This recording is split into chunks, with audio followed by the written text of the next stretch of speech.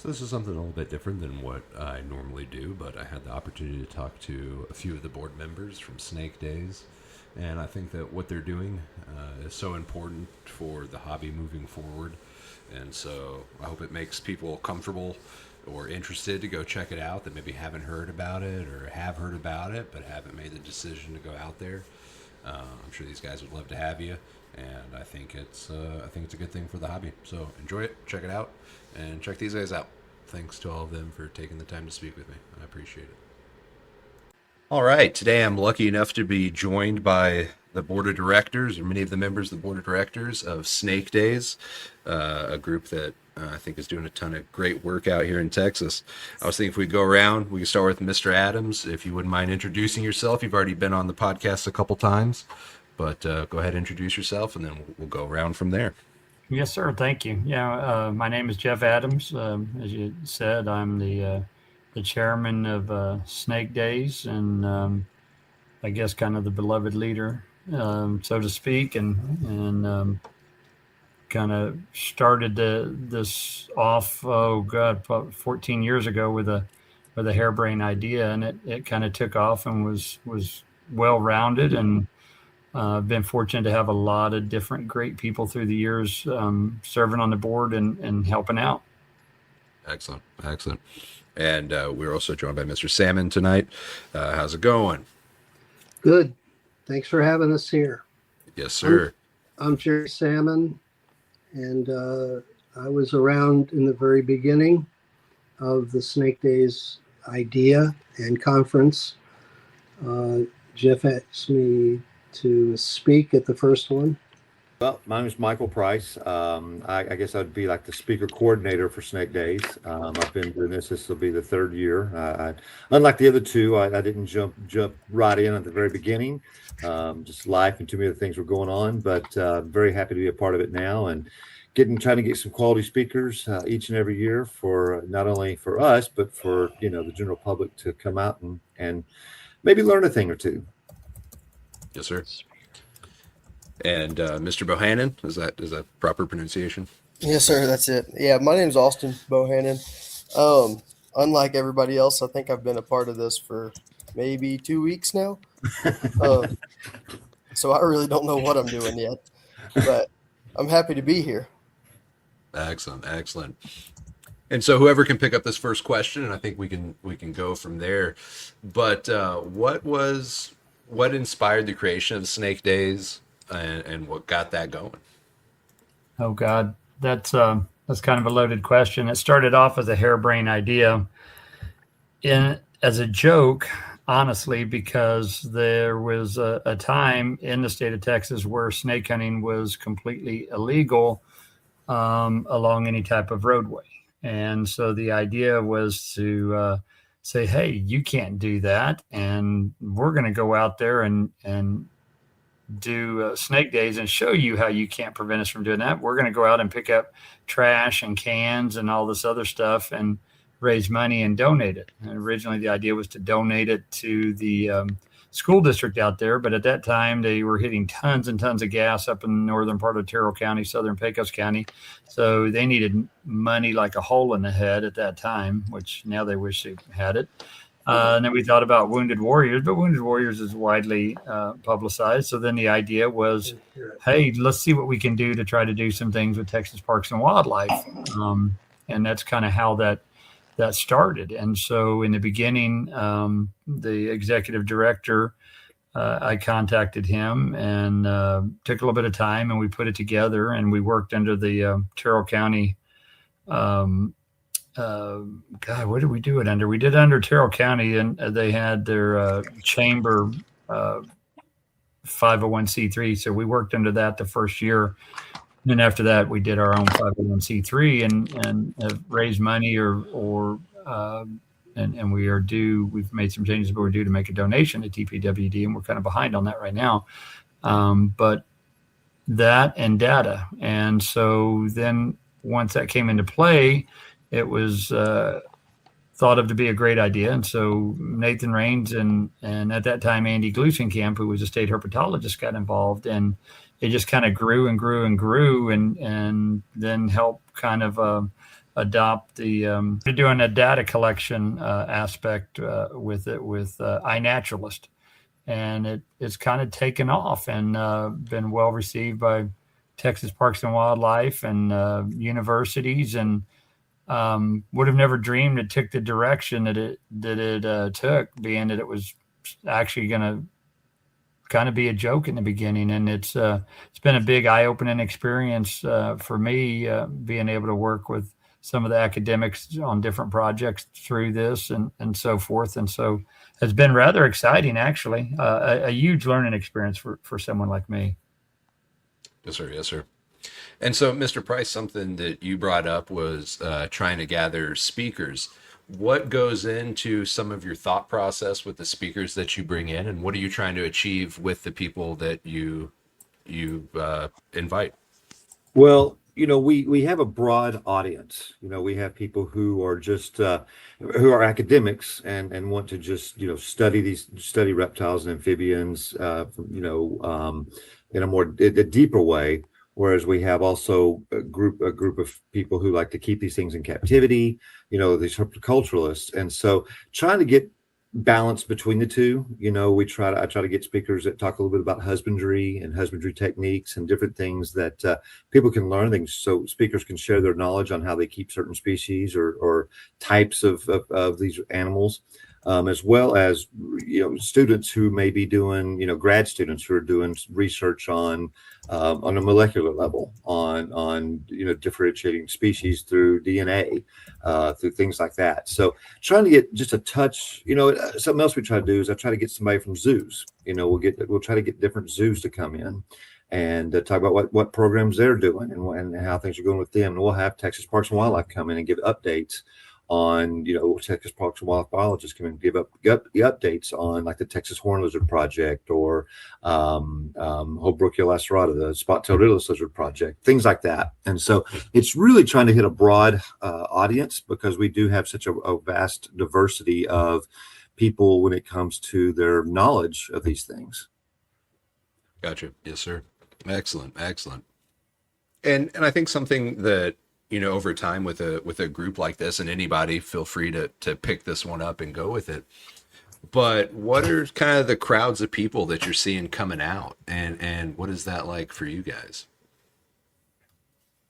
Well, as someone who's only been involved on the board for 2 or 3 years now, but has attended in the past, I've seen a switch, because like Jeff was saying earlier, this was kind of started as almost as a joke, not as a joke, but almost as a joke to, stick it to certain group. And now it's really neat to see a lot of collaboration with these folks. And so with that, you have a lot of, it's kind of shifted a little bit to more of an academic and people who come basically, to get together and visit with each other and just kind of hang out and pass ideas around. And now using iNaturalist and the citizen science platform, people get into competitions with each other and on things like this. And we have the competition for the SnakeDays on iNaturalist. And so it's really kind of morphed to for me at least, to more academic and more serious people who are really interested in the hobby and the well-being of these animals, not just looking at these things as a dollar sign, but as well-being, conservation aspect of these animals. Yes, sir. Yeah. No, and I think that's an evolution of the hobby, right, over time, where the average person is much more educated on what they're doing. It's not that you still don't run into, the person that can't figure out why their ball python won't eat for the most basic reason, but the information that's there is so much better. It's something we take for granted. And especially a group like this, getting to talk to herpers throughout the time, whether it's private keeping or field herping, the lack of information that was out there. And, something that getting to talk to these people and you ask them, what was that first moment when you went into your local reptile society or, whatever group it was that was like-minded, and walking in that door and seeing that there's other people that are like-minded to myself. How important that is for that person just internally, that we'll never understand, just by your presence being there, that when these people finally find this place, what a cool resource to have and a vision to come true. Well, it really is because, 25 years ago, you had all these herpetological societies and people with like minds would like to get together on a monthly or quarterly basis. And then you have the advent of the social media aspect of things. And now people kind of went away from gathering in groups. They could just do everything online. But I think people miss that interaction, that face-to-face interaction, that hey, let's chum it up and go have a beverage and let's talk up stories, And so it's kind of shifted back towards a lot of people want to have that personal communication with others. Yes, sir. Yeah. No, for sure. One of the things too with this is that it's bridged this big gap that we had with a state agency, right? And so, and now we've got we have 2 biologists on Snake Days, which I think is very, very important because of the direction that it's gone. But one of the funniest stories is the very first year we did this, we had a huge turnout. I expected 30 people, and I think we ended up with 100 and God, what did we end up with? I think 150 something, 170 something. I can't remember. And we served like 114 meals on that. And so the people just kept coming and coming and coming. And when we started, I looked out there, and in the very front row was an Asian couple. If I recall, they were from Malaysia, if I recall right. We've had people come from, I think, 6 different countries now. And so I said, oh, I think y'all might be in the wrong place. And they started laughing. They said no. And after talking with them, they were on vacation visiting Washington, D.C., because they thought, oh, how cool would that be, right? And they heard about it, and they went from Washington, D.C. to Sanderson, Texas to go to Snake Days. One of the coolest deals that ever happened. But when I looked up there and I saw the Asian couple, I thought, well, that can't be. I mean, we just, it didn't seem right. But they literally came from that. We had oh God, what was the gentleman's name? We had a couple of biologists from Canada working on the fox snake project with tracking fox snakes, and they've come. We've had several people from Canada come down, and so it's been very interesting to have different people hear about it and show up and come to it. And then, like Michael said, we kind of spread out the lectures, and we always have to throw in the eye candy. One of the good ones was Jerry Merker, because everybody loved the alternate type of stuff, and Gerry Salmon did his Mexicana deal. People, there's still that group that just loves the eye candy and the photos and stuff. But we've done things, like Mike said on the spot-tailed earless, which I was fortunate enough, I got drug into that with Nathan Raines and stuff. And I really, really enjoyed doing that. It was very, very educational with Nathan and Corey and stuff like that. So I really got into that. And a lot of people said, oh, I didn't like that lecture as much. And I go, oh man, I loved it. So it just depends on where you're at. Everybody has a little niche that they enjoy. And Michael and even prior to Michael, we've always tried to do a good job of doing the different lectures that fits every bill, and not just on snakes. We'll do it on lizards. We'll do it on different things as well as snakes. So it kind of runs the gamut as to what we do. And then the other thing is we always try to do a roundtable discussion. Some of them are really good. Some of them may not have the information. It just depends on what it is. But what it does is it allows TPWD, and Nathan's done it, Andy Glusenkamp's done it, and come in and talk about hot topics or concerns that they have or they may foresee. We've talked about everything from disease in the turtles, the mycoplasma, and I said turtles, but tortoises, different things like that. But one of the other things that it's done by opening that communication is Snake Days has been able to get some of the stuff that was on the protected list off of there, such as indigos and so forth, lyre snakes. That all came from meetings and Snake Days particularly. We discussed these things at the roundtable discussion. Andy started it, and now it was extended over when Andy was replaced by Paul Crump, and they did the data modeling and said, we can do this. And so it's been something that's worked out very, very well. And if it wasn't for Snake Days working with TPWD and TPWD working with Snake Days, that would have never happened. People are now able to possess an indigo that they would have never been able to possess before. Yeah. Well, and I think that brings up an interesting point, is that there's only, budgets are only so big, and there's only so many people that can do it. And especially with anybody that's into field herping, sometimes it takes hundreds of hours to find that animal. What are the benefits in a modern kind of time frame at citizen science, and how has that changed over time? The inputs, whoever might be the best to answer that question. If Gerry's on here, I would like Gerry to do that. Gerry's been pivotal since God knows how long with doing that. He's bridged that gap a long time ago. So if he can talk, I'd like to get him on that one. Hit on a little bit, and I'll let Mike and then Austin too, because working with TPWD. So I'll hit on a little bit. I published a paper on it, tracking the origin of the word citizen science and when it was cloned and so forth. So what it's done, and the reason I wanted Gerry to do it is because Gerry has worked on so many projects all over the place. And I know Michael has too. Michael and Travis dumped a ton of publications one time. What was it, like 22 papers that they had done, from range extensions to different things like that. And what it does is, you take something like TPWD or any other agency or even a university, they only have so much money to go around.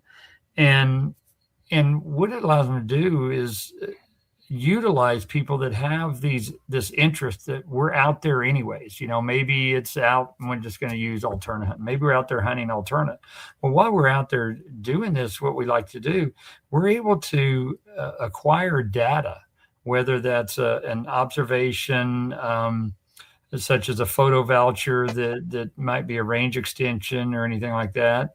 Or maybe it is, there's been some really cool things that have occurred where people have documented predation of something that theoretically should not be on that snake's diet, or what we didn't think was on that snake's diet, or that lizard's diet, or whatever.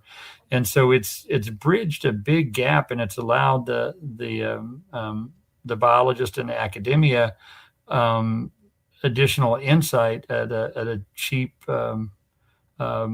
price, which is free. And I know, like, Gerry goes around and he's been doing stuff with Harry Green and others. And instead of Harry being in a lab somewhere getting the contents out of copperhead stomachs, he's got Gerry doing it for free. And again, Gerry likes doing it, and it broadens his knowledge base. And of course, Michael's done it as well, and worked on a lot of projects with different people. And so it's just a great way. One, it bridges that gap between groups. There's always this, well, they're academic, they don't want us to do this, or they don't want, or they're biologists, they don't want us to do that. Well, that's not true. I mean, if you're out there and you're willing to put forth the effort, there is somebody out there that wants that information. And I've always said this, that it may be the very last long nose you ever see. Remember, a lot of the data that they're using today was gathered 50 years ago. And somebody thought, well, it's going to be important someday. May not be important today, but it's going to be important someday. And that same thing happens. And I just always use the long nose as an example, that 100 years from now, that long nose that you recorded some type of data on over on Highway 90, or maybe it's down at 624, wherever it is, somewhere along the lines, that piece of information is going to be pivotal one day. We don't know what day, but one day it will be. Why don't you jump in there, Michael? Well, it's you can use examples like the Woodhouse's toad. It was a very common toad almost throughout the state, and then over the past 20 years, it's almost like the canary in a coal mine situation, where the health of an amphibians group population kind of shows the health of the ecosystem. And the Woodhouse's toad has been decimated by habitat loss, which nobody would know that without using the citizen science. It's when you get on and say, okay, these records from 50 years ago, look how common they were. There's hundreds of species in each university. And now, they've been seen in some of those counties in almost 2 decades now. And so by utilizing that citizen science, it gives people the opportunity to contribute to scientific studies without ever, without having to be a grad student or a professor. And so it kind of combines those two groups together. It kind of unifies those two groups. Yes, sir. Yeah. And I think that within the reptile community, there's a thirst for that gratification within many field herpers. Mm-hmm. And so to get to connect that way, I think at that point, those people very much so feel validated in it and will only contribute more and more as time goes on. I think it's a great, and I think we have Mr. Salmon now that I think we can hear you now. Can you hear me now, perhaps? Yes, sir, we can. Ta-ta-ta. I'm very sorry for the technical difficulties. I've been listening most to what you guys have been talking about. Yes, sir. Well, so what was your take on that? On what your thoughts are about what citizen science is doing for these animals and the community?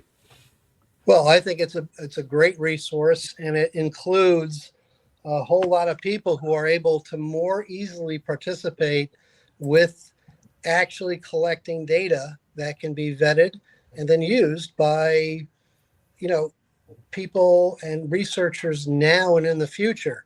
One of the things that I always thought about adding information, photographs, data, was that this information will live on after us. And I think I talked to Jeff about this, and also Michael, that I think this was a big development, and I think it will live on after us. And that if we can contribute as much as we can, whether that be side interests or insects that we may encounter while we're out herping, or plants, these things are baseline material, at least from this time frame going forward. And we don't know what's going to happen to the environment in the future, but as much information as we can contribute, I think it's terrific for all of us individually, and for an inclusive nature of everybody who can. I always wanted to contribute to science, but since I never finished higher education and got a master's or a PhD, I thought that I wouldn't be able to ever really contribute, but now we can, and I think it's a terrific thing. And just to add on to that, as an example, this past Easter we were in Big Bend National Park, and we were staying in the residential housing, and my daughter called me over and said, "Hey, Dad, there's a weird looking spider in here." Okay, so I go in there. I was like, okay, and I put it on iNaturalist. Within 36 hours, I had 2 different professors contact me about that spider. Apparently, my daughter, my 9-year-old daughter, had found the first known female, the third known specimen of this species, and the first known female. So much so, a guy flew down to Big Bend 3 days later to go to that house and look for that animal. And it was all because of citizen science. They had no idea. And it was just because it was something as easy as taking a picture and posting it. And that was it. That's all it took. Wow. How cool is that? Yeah. That is very cool. Well, and that's something that I think is very cool about this community that we're in, is that it's not just focus, even though there is an inherent interest in the select things we are interested in. As a whole, people's journey in this hobby, it turns into, well, what plant is this? Well, what's going on with the weather? Why does it work that way? And so it ends up being this all-encompassing quest for knowledge that I think is unique.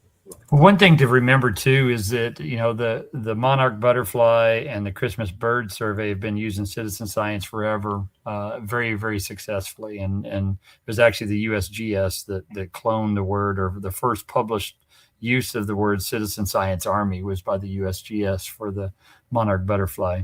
survey. Before that, they just called us idiots. I don't know, whatever they called us back, whatever it was at that time, suckers. We got free labor, whatever. But it soon realized that there was no way you could do a bird survey without citizen science, or you couldn't do the monarch butterfly survey, without the use of citizen science.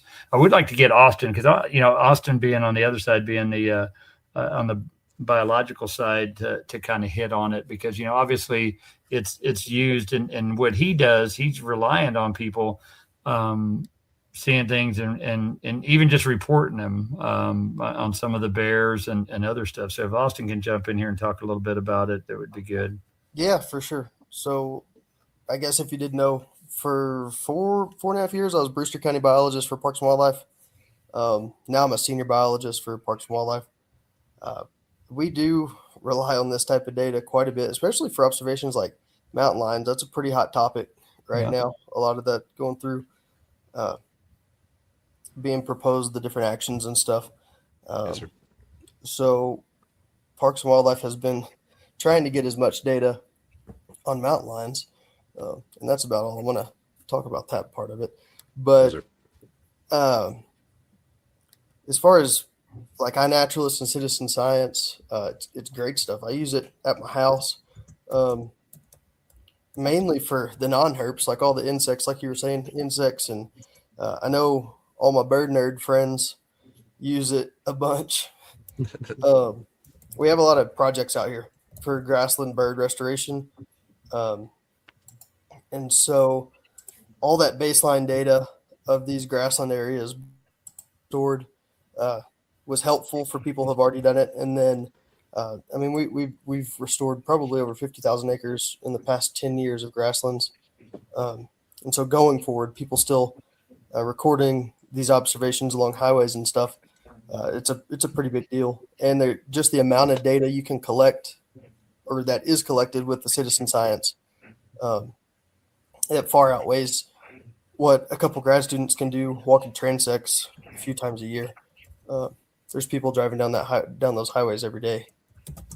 So it's super valuable, I think, in that it can be a bit contentious in my friend groups of herpers. A lot of buddies hate it just because somebody posts 5 alterna in a weekend. The next weekend there's 45 people there. So I think there's a little bit of backlash internally in some herp groups, but I think overall it's a great tool to have. Yes, sir. Yeah.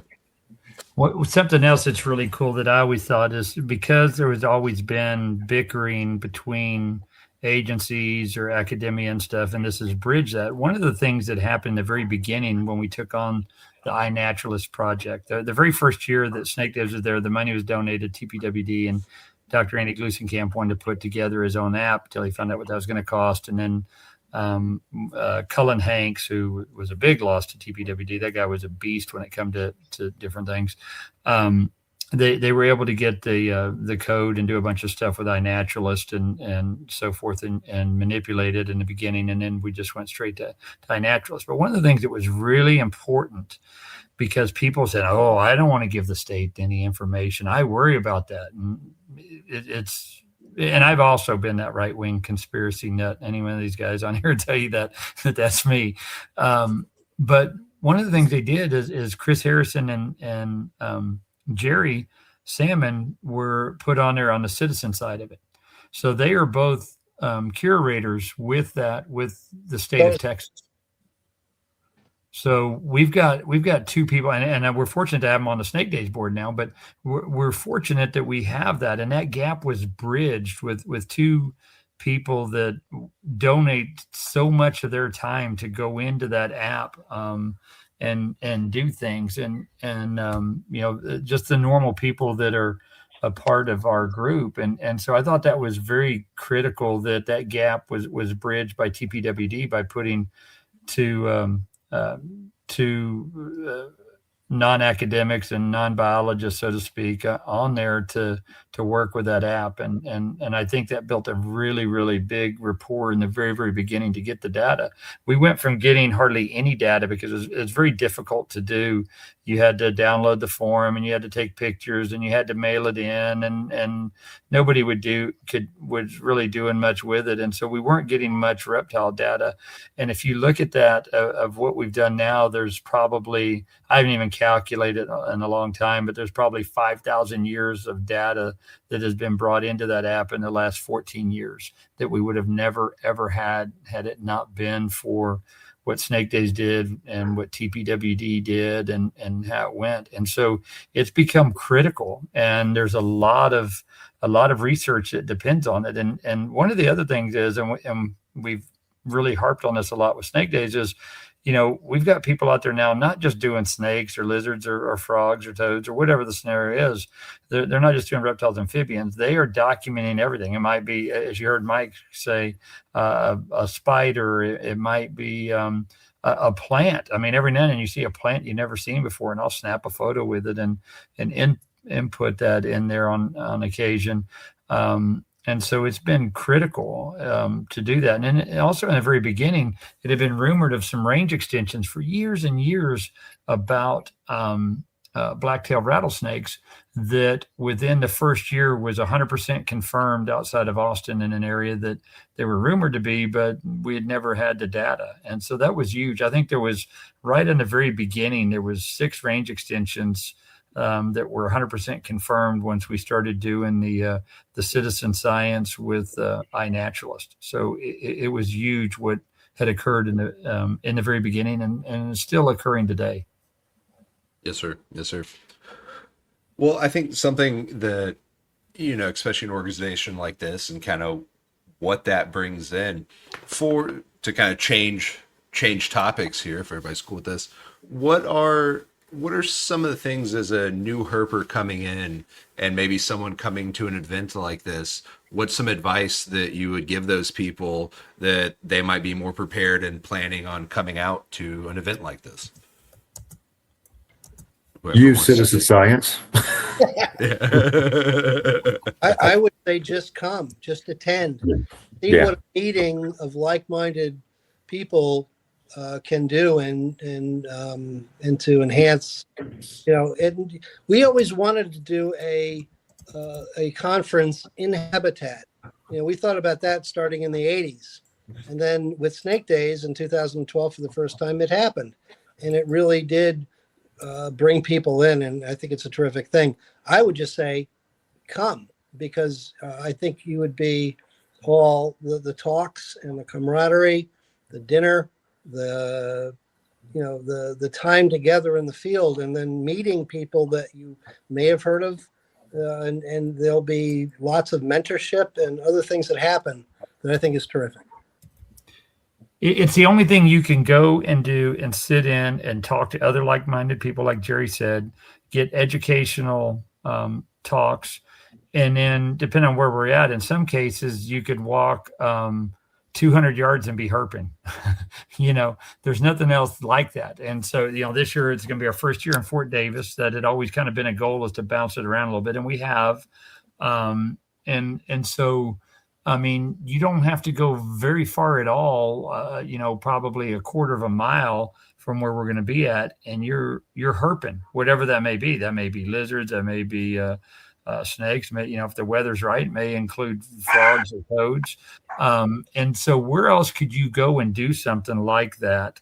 It's rare. The academics have had that, but this has bridged that gap for the average person, and with academia, to be able to do that. I mean, you could go to things like Southwest Park and do something like that, or sometimes some of these other events that are done, but this is kind of bridge that gap for the average Joe Blow person, and especially for the person that's never done it before.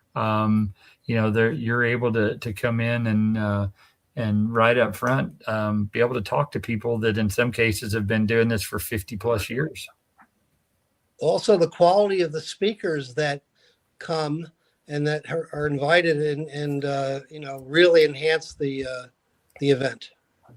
Yes. Yeah. Yeah, Jonathan you're Campbell, right. Harry Yep. Green, and Michael Price is the one who's currently getting these together. And I think our speakers have been terrific. I think it's a pretty great event for newbies. That's kind of how I started, was coming to Snake Days. I think the first one I went to was in like 2017, and I didn't grow up herping. I didn't really know anything about it. I was pretty deep into college before I even knew people would walk the side of the roads to look for stuff. And so that's kind of, I jumped into it and went to Snake Days. And that's kind of how I started meeting everybody and learning what to do. And everybody was super nice. And it really helped me figure stuff out. We don't have Nathan on, but I took Nathan out the very first year. Andy said, "Hey, you take Nathan," and Nathan Rains and everything. And so Nathan was kind of getting into herps. He had done deer, he had done other type of biological work, but he was really getting going as his job had expanded into his new position. And so I took Nathan out, and he found his first suboc. And I swear to God, Nathan Rains was like that 10-year-old kid that found his first suboc ever over in Dryden. He was so excited and about it. And Michael, you know that, you've known Nathan a long time. But he was like that new kid. He was, oh my God, he was able to hold the snake for the first time over in Dryden, of all things. And it was quite entertaining to do that with Nathan. And I think you find that a lot. People that are typically biologists, they don't make the greatest money in the world generally, and so there's so much of what they're doing is for the love of it, and so it's like that newness never wears off for them. But to see Nathan in the very beginning, to get that excited over finding his first suboc was very entertaining, to say the least. Yes, sir. Yeah. And how cool is that to see where someone begins in those feelings? I think that, field herping as an adult, it's like Christmas, right? Where it's hard to recreate that feeling, where when you finally put the effort in and you find the thing you've been looking for, that joy. As an adult, that's a hard thing to feel. And field herping offers that.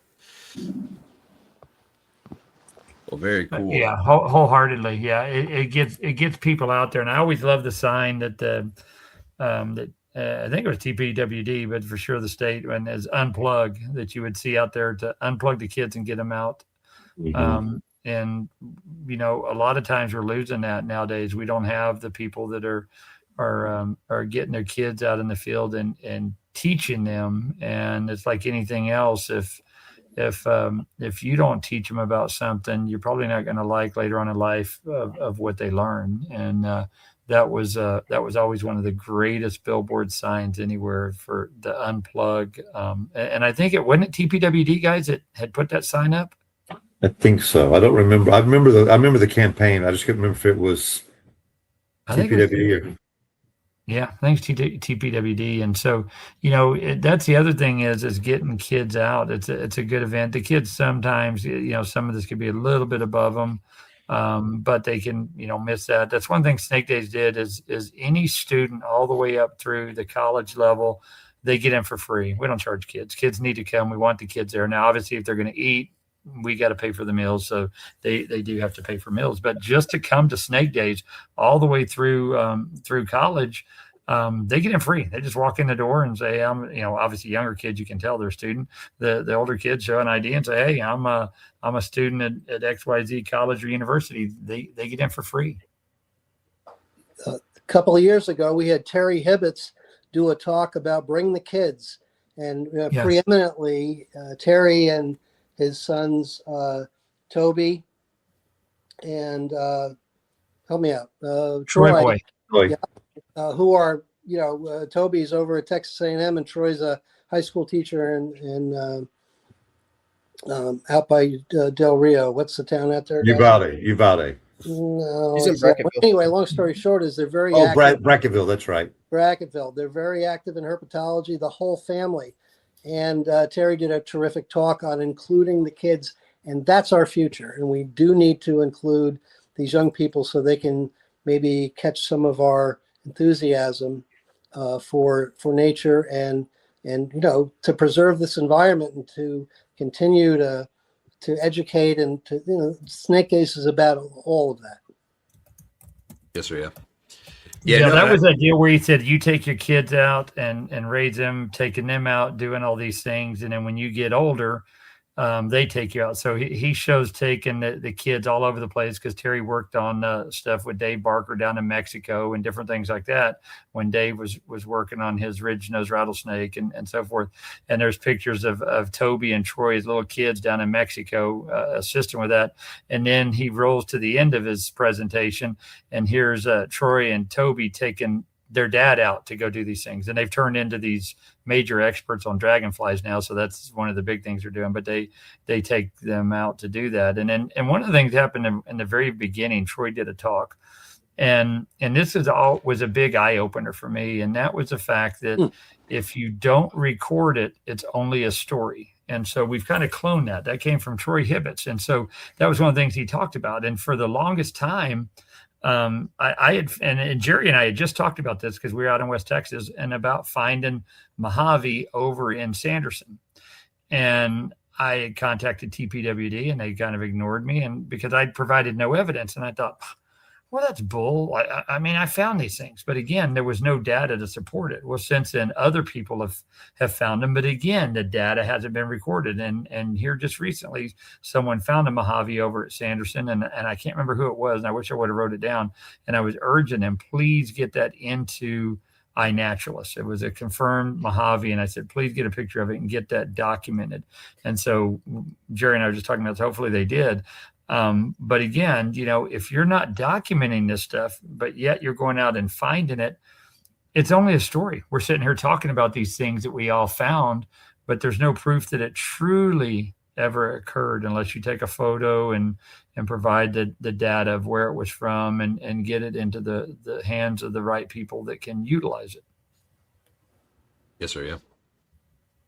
Well, no, and I think, especially with a group like this from where you guys started and seeing where you're at now and the benefit that you're adding over the next 5 to 10 years, what do you want to see happen? What are some goals you want to achieve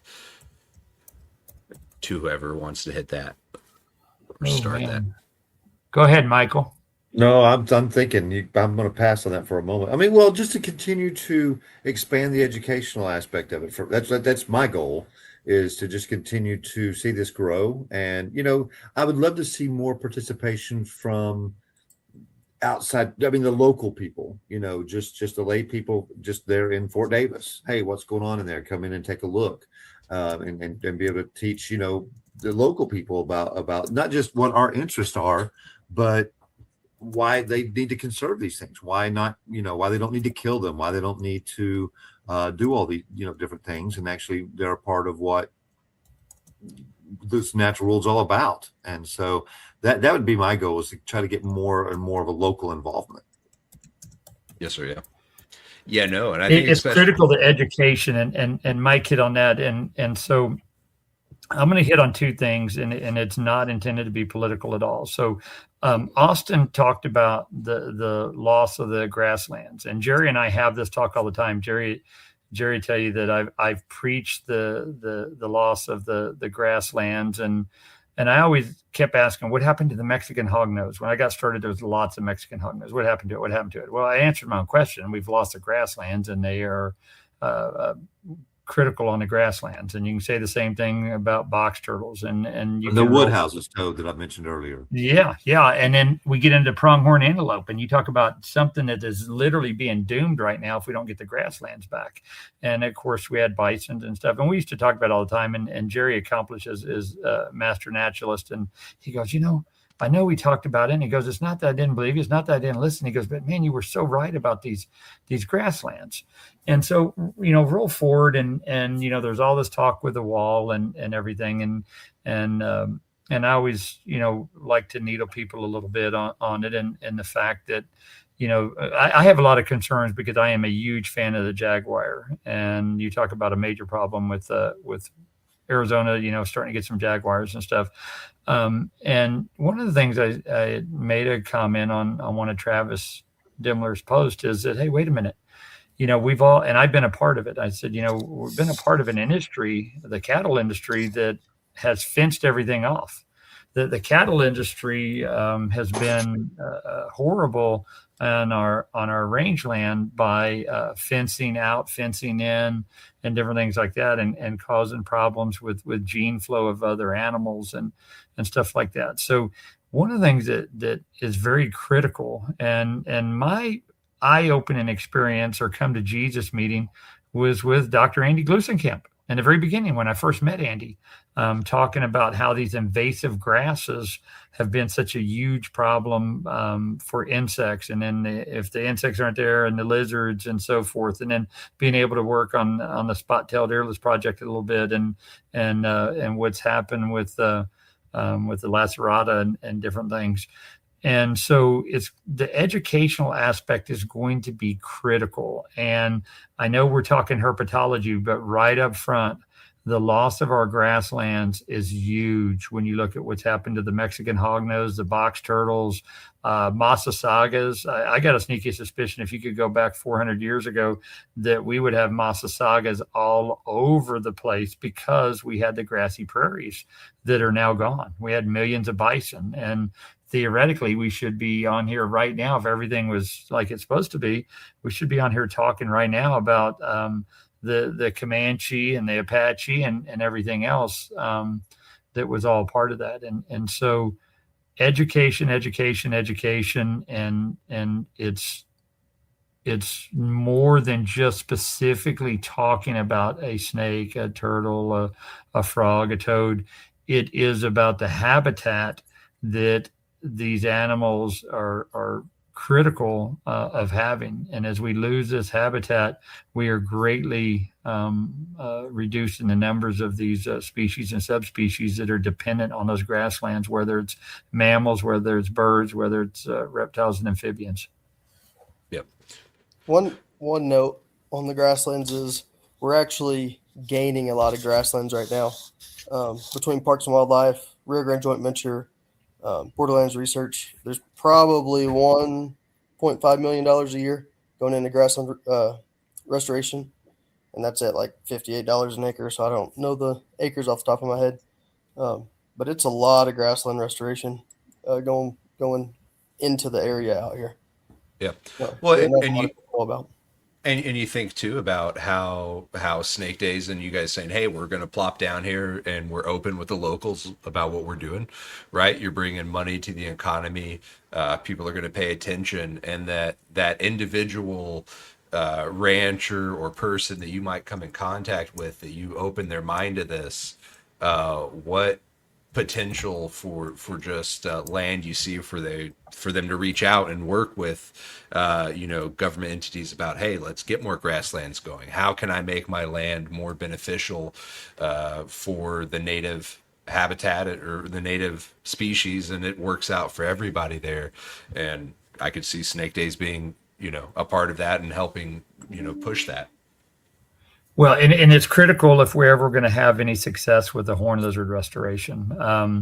It's a deal I always like to say. It's an old adage that was said, that build it and they will come. And there's a lot of truth in that. And so the grasslands are going to be a big part of it. And I would like to add, because I kind of threw this in, but one of the things that SnakeDays did in the very beginning is tracking horned lizards were a real problem. They kept losing transmitters, and the money that SnakeDays generated for Texas Parks and Wildlife became a matching fund for little miniature backpacks for horned lizards, so that they could insert the transmitters in there and follow them, because gluing them on there, they were losing them and it wasn't working. And so there's been some things that SnakeDays has done and been a very big part of. And when you look at the money for reptile and amphibian research, it's not that much that's out there compared to other things, And so Andy was very good, and the very beginning of that is trying to find and do matching funds with that. So if he had something and then he could do matching funds with it, then he was able to get a better bang for the buck. So if he had $4,000 in the reptile account that he had and could find something else, well, the next thing you know, he had $8,000 to play with that he wouldn't have had before. And that was huge. And I want people to understand that TPWD has been very, very conscientious with the money that's raised and how they have utilized that money. So, you always hear of things, and I'm one of the world's worst about bureaucracies not properly using money. But I can tell you that TPWD, with what they've done with SnakeDays money that's been raised and stuff, has been very, very responsible, and I've been very pleased about that aspect of it. Excellent. Yeah. Excellent. And so, as we start to kind of wind down here, one of the questions I want to ask that I think, Austin, you brought up that one of your first experiences was going out to SnakeDays and that kind of setting it off for you. Do you remember anything that really stands out for you about that first SnakeDays that you ever went to? There was a band there singing about Alterna. Mark Heiner did his banjo. Yeah, I was like, this is the freaking coolest thing I've ever seen. I bought a couple CDs. Alterna Rush. Alterna Rush. Yeah. How cool is that? No, everybody was a lot cooler, a lot more laid back than I expected. I didn't really know what to expect. But kind of coming from the academic world at Texas State, going to those conferences and stuff like that, everybody's kind of standoffish. It wasn't like that here. I went by myself, didn't know a single person. But I mean, it was pretty easy to fit in and hang out with everybody. And I learned a ton. Nobody helped me find an Alterna for like 4 years. But good. They tried. That's the way it should be. Yeah. You got to earn it. You got to earn it with blood, sweat, and tears. Well, excellent. And so I think, and correct me if I'm wrong here, I think Fort Davis might be a new area for you guys kind of setting down as the home point for SnakeDays.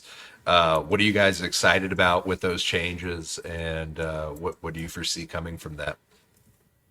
Well, what I like about it is you can, like Jeff was saying earlier, he said you can go a quarter mile be herping. You can step out the back door of the Civic Center and be herping.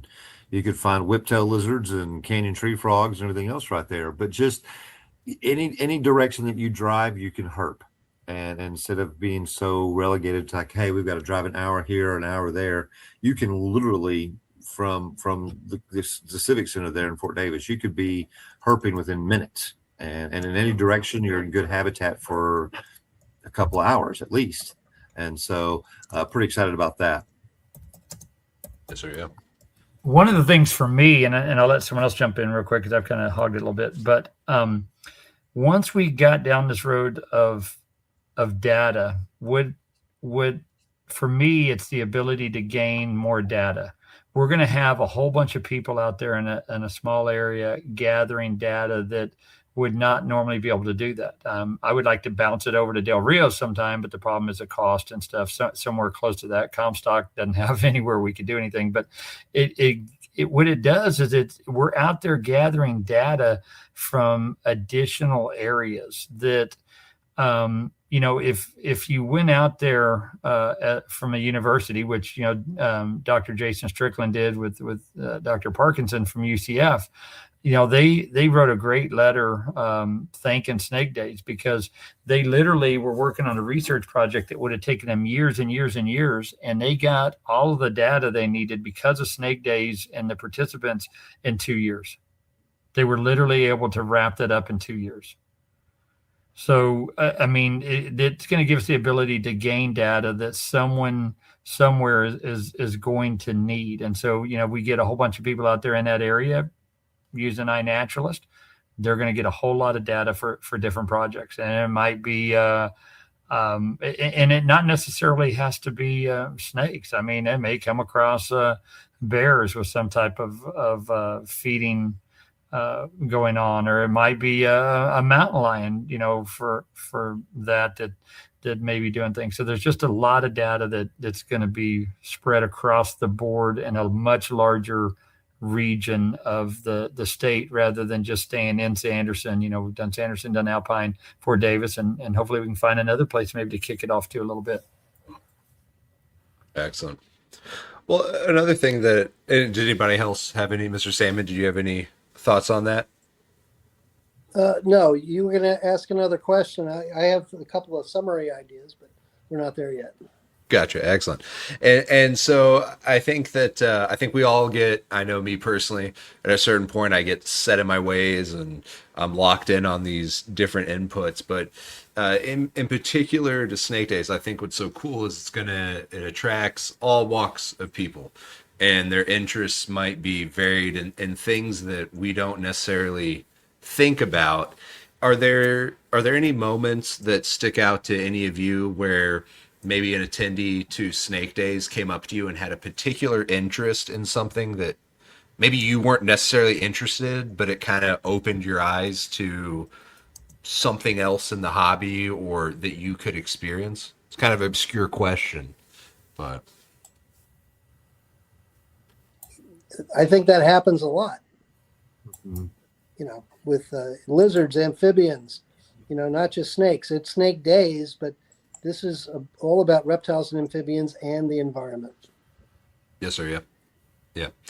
No, I Yeah, think and that's we've worked with the Audubon Society before. They had been sponsored a little bit, and so we had actually done data collection on birds. The person that found the most birds, we gave prize to. So we've broadened this out. Yes, it's reptile and amphibians, and it's called SnakeDays, but we've greatly broadened out our data collection measures to help everybody. Yes, sir. Excellent. Well, as we do begin here, I don't want to be cognizant of everybody's time. Are there any questions I should have asked or that you wanted to talk about that I didn't bring up? And then we can go around and everybody just kind of summarize as they would like to. Take it, Gerry. You said you had some things. Well, I think in summary, I think SnakeDays is all about connecting novice herpers, experienced herpers, Texas master naturalists who are now coming to the meeting more and more, and they can get some advanced training from the lectures that are going on there. We also welcome and are happy to see enforcement people from Texas Parks and Wildlife, biologists as well, people who are coming to learn more about West Texas and the herpetofauna and related, animals that are there.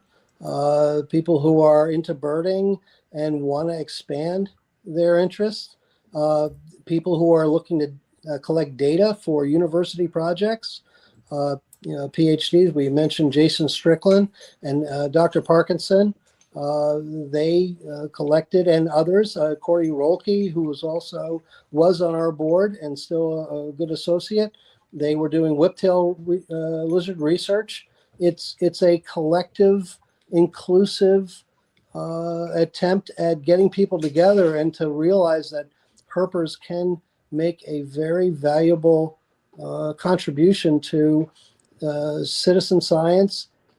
Picking up roadkills under permits that a lot of us have, and then when the university professors who are also in charge of university preserved collections will pick up some of those animals that are collected under permit. It's also understanding the wildlife laws and the herping laws, and to make sure everybody stays on the right side of that.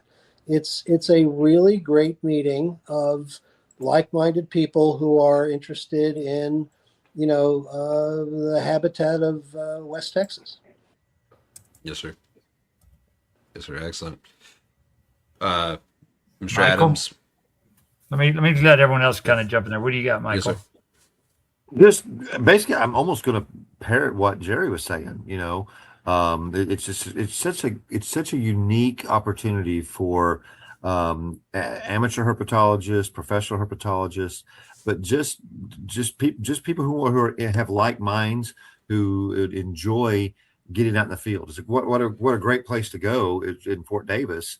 There's stuff for the family, there's stuff for the people who are attending. Hopefully they're congruent together, but there's plenty of things to do. The weather should be nice. I mean, I'm really looking forward to this event. I'm looking forward to the speakers, of course. Excellent. Okay, how about you, Austin?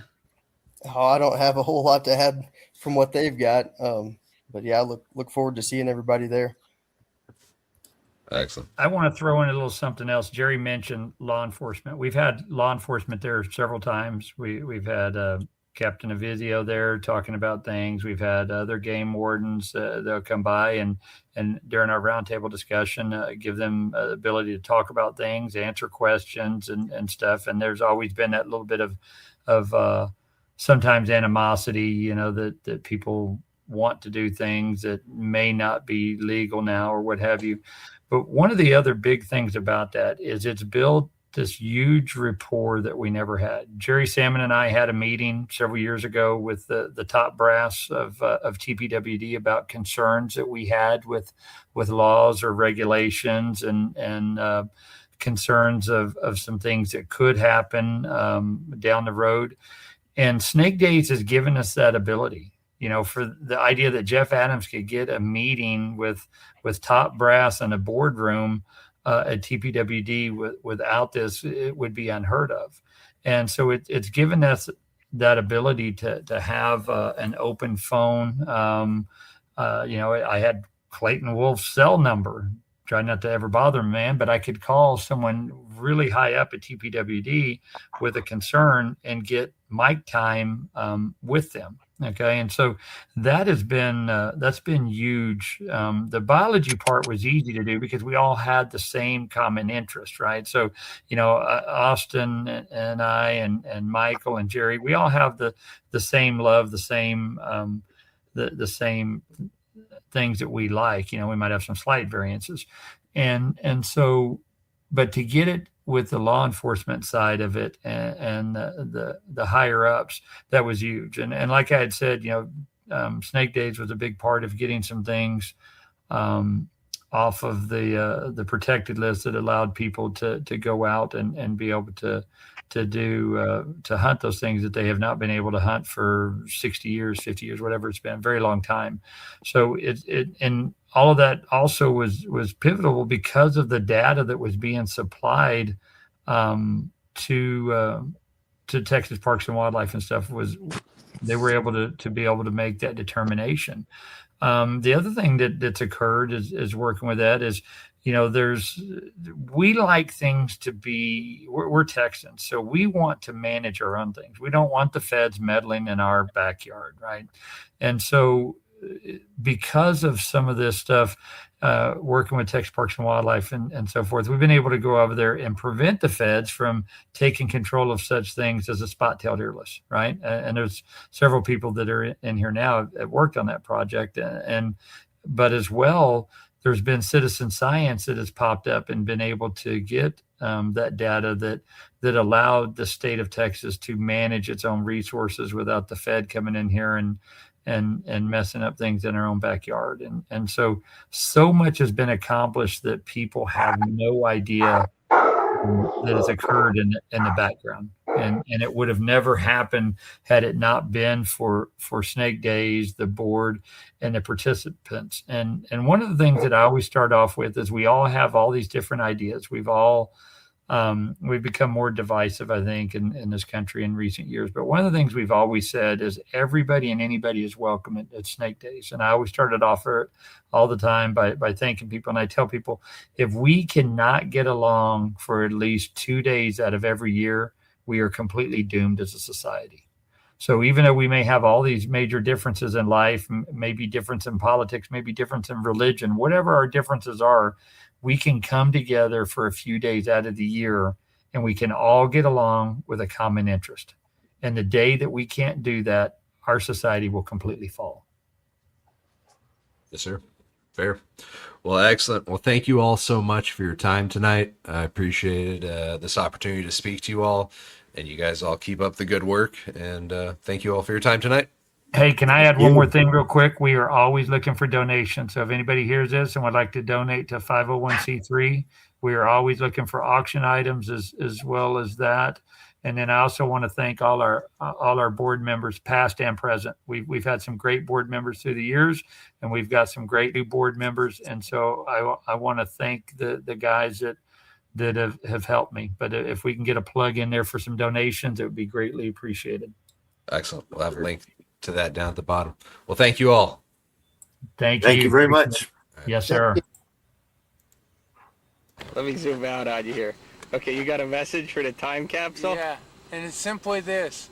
My prediction for you is that even though you'll forget all about this in some way consciously, next summer at about this time, you'll remember to return.